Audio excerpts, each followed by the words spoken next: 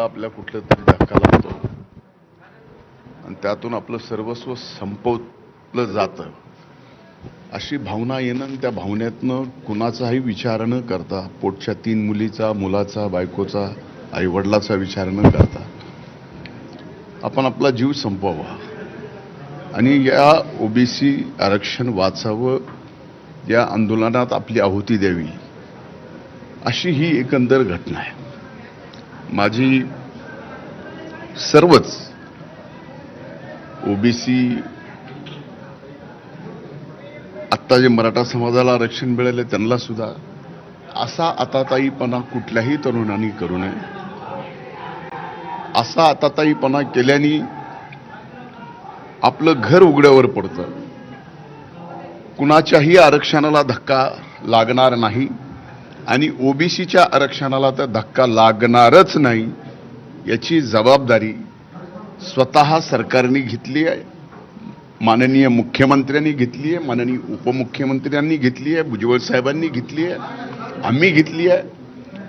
त्यामुळं असा आताताईपणा करून एखाद्याचा जीव गेल्यानंतर त्याचं घर उघड्यावर पडलेले अनेक उदाहरणं मागच्या काळात आपण महाराष्ट्रात पाहिले। म्हणून विनंती आहे की सरकार सजग आहे, कुठल्याही आरक्षणाला धोका बसणार नाही याची काळजी घेत आहे। मुख्यमंत्री देवेंद्र फडणवीस आपलं बोलणं झालंय का? आज आपण या ठिकाणी भेट दिली। माझं आदरणीय देवेंद्र फडणवीस साहेबांचं बोलणं या ठिकाणी झालेलं नाही, पण माझा आणि त्यांचा मेसेज झाला आणि त्यामध्ये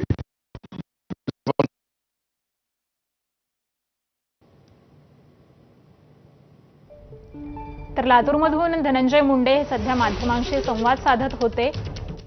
कोणाच्याही आरक्षणाला सरकार धक्का लावू देणार नाही असं धनंजय मुंडे यांनी म्हटलेलं आहे। लातूरमध्ये सध्या ते बोलत होते। ओबीसी आरक्षण वाचावं यासाठी आहुती दिलेली आहे आणि ज्या तरुणानं आत्महत्या केली त्या प्रकरणी धनंजय मुंडे हे सध्या लातूरमध्ये माध्यमांशी संवाद साधतायत।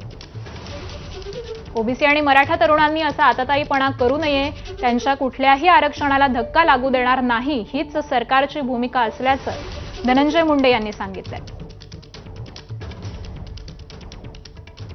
आणि यानंतर पुन्हा एकदा बातम्यांचा वेगवान आढावा सुरू ठेवूयात।